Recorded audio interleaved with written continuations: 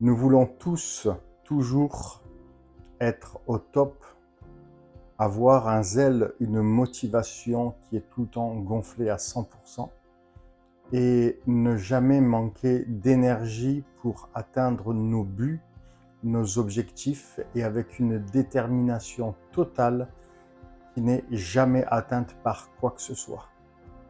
Mais la réalité de la vie peut être bien souvent tout autre. Nous pouvons arriver à un moment de notre vie où c'est que la motivation n'est plus au rendez-vous, l'énergie nous manque terriblement et dans ces cas-là, comment faire? Nous allons le voir ensemble maintenant. C'est parti.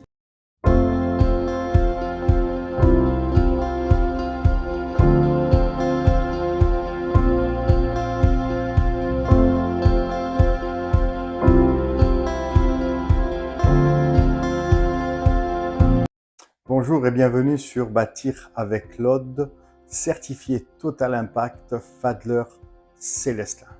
Aujourd'hui, dans cette capsule Foi et Business, nous allons partager ensemble le thème « Pourquoi tu n'as plus de motivation ? Pourquoi tu es en manque d'énergie ?» Et nous allons analyser quelques points. Nous allons ensemble voyager dans ce qui pourrait être des éléments qui nous ont atteints, mais dont nous allons trouver les clés et les solutions pour redémarrer à 100%. Aujourd'hui, nous allons faire tomber les masques, nous allons parler avec honnêteté et sans filtre. Le problème qui se produit bien souvent sous les plateformes professionnelles, c'est qu'il y a une dimension d'hypocrisie, une dimension de jalousie, une dimension de piston. Et oui, il faut le savoir. J'ai déjà rencontré ce genre de choses. Et certaines personnes ont beau s'investir à 100%, ont beau faire de leur mieux pour s'investir, pour donner du résultat, pour faire avancer l'entreprise en tant que salarié, mais ils s'aperçoivent qu'ils ont beau faire ce qu'ils veulent, rien ne change. Pourquoi? Parce qu'il y a comme une sorte de préférence d'élite qui est déjà mise en place, qui est là derrière le chef d'entreprise. Ces gens ne sont pas forcément meilleurs que le salarié, mais ils ont su faire en quelque sorte pour se mettre le chef d'entreprise dans la poche. Ça s'appelle du piston. Et alors là, tu es démotivé complètement, tu n'as plus d'énergie et tu n'as plus envie de t'investir. Donc ça peut être un premier élément qui a joué en ta défaveur malheureusement. Quand je dis en ta défaveur, ce n'est pas que tu as mal agi, mais c'est une circonstance dans laquelle tu n'y es pour rien et tu ne peux rien faire pour cela. La seule chose que tu pourras faire pour être considéré, pour être élevé en promotion, pour être vu, pour être reconnu dans ce développement de plan de carrière, avoir une reconnaissance par rapport à la valeur de ton métier, par rapport à la valeur de ton investissement, c'est trouver une autre entreprise où c'est que ce genre de choses, ça n'existe presque pas, voire pas du tout, et d'enclencher sur un prochain projet. Le deuxième élément, il est tout simple. Pour que beaucoup de gens vivent, je dirais même à 85 et 95%, les gens vivent cela, c'est juste devant leurs yeux. Peu de personnes le reconnaissent, le réalisent, sous prétexte qu'il faut gagner son pain, qu'il faut gagner sa vie parce qu'il y a des obligations, etc., etc. Ce que je comprends tout à fait. Mais quand tu travailles pour un chef, quand tu travailles pour un patron, et qu'en fait, il n'y a aucune reconnaissance dans l'investissement que tu donnes, une reconnaissance de valorisation qui permettrait plutôt une motivation qui est multipliée, l'effet multiplicateur de synergie qui va te permettre de t'investir plus et qui va permettre à l'entreprise de fleurir. Ce genre de choses est en voie de disparition. Et après, les chefs d'entreprise s'étonnent. Pourquoi le salarié n'a plus de motivation, n'a plus sa motivation et qu'il est en manque d'énergie? Cette phrase que j'ai souvent entendue, on vient sur notre lieu de travail avec notre carte pour faire notre 8 heures, c'est-à-dire en fait acte de présence. Nous allons faire le minimum. Cette phrase, je l'ai souvent entendue, cette phrase. Malheureusement, aujourd'hui, les chefs, les patrons, les leaders d'entreprise se disent ne plus avoir le temps de jouer avec des petites paroles de valorisation. Et pourtant, ces petites paroles de valorisation, je dirais que c'est une bonne sauce sur un bon morceau de viande qui va nous permettre de savourer ce que nous allons manger, en parlant très terre à terre. La valorisation, la reconnaissance de quelqu'un qui exerce son métier et qui est là pour s'investir pour l'entreprise et que sa motivation pour l'instant est pleine mais qui va s'affaiblir parce que le retour ne vient pas, cela va avoir des conséquences. Très rapidement, je rajouterai encore un élément d'une personne qui a été mise pour un poste, mais en fait cette personne elle a un potentiel professionnel beaucoup plus important. Mais ce potentiel professionnel, malgré l'investissement de cette personne, ce potentiel n'est pas sensibilisé, n'est pas vu, n'est pas reconnu par les supérieurs, les chefs ou le patron. Alors, ça fait que cette personne, au bout d'un moment, va perdre sa motivation et perdre son énergie.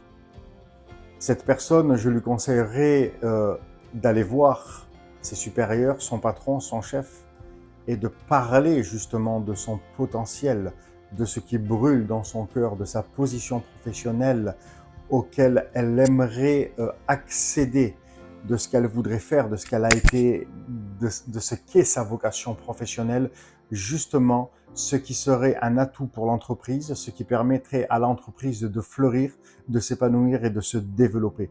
Donc en aucun cas de se démotiver et de perdre son énergie, mais d'aller en parler. Si la personne qui va en parler sera écoutée et qu'il y aura un plan de proposition professionnelle, alors tout est gagné. Mais si les oreilles se ferment, alors bien évidemment, cette personne aura plutôt intérêt à chercher un environnement fertile là où c'est que sa vie professionnelle pourra fleurir et se développer. Bien évidemment, je pourrais donner des exemples comme ça pendant un large moment.